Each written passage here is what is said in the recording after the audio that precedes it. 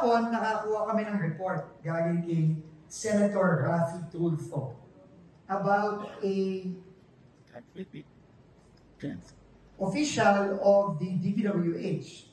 His name is Attorney Mikael Tupas, Attorney for Legal Service.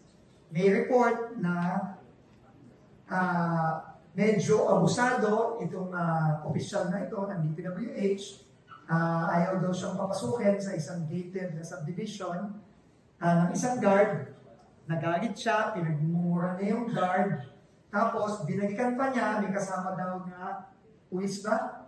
Pinahuli pa yung guard na obviously ginagawa rin naman yung guard ang kanyang trabaho.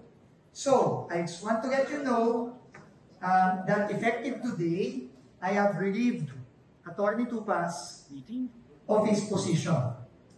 Relieved ko na siya ngayon. Ito, I will give you copies of his relief order that I signed today.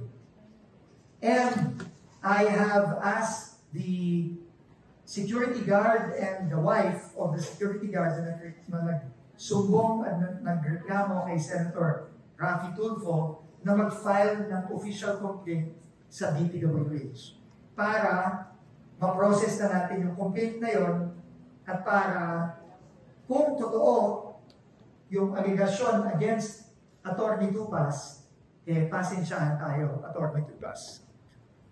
So we will not tolerate abusive behavior dito sa DPWH. Kagaya ng hindi natin pag-tolerate ng abusive behavior sa DOTR, sa LTO, sa LTFRB, hindi natin ito tolerate ang mga abusadong mga opisyal ng gobyerno dito sa DPWH. At ito nagsaserve ng warning sa mga taga-DPWH. Kapag may reklamo sa inyo, at ito ay na-validate namin, kung ano yung mangyayari at nangyari dito kay Attorney Tupas, mangyayari din sa inyo.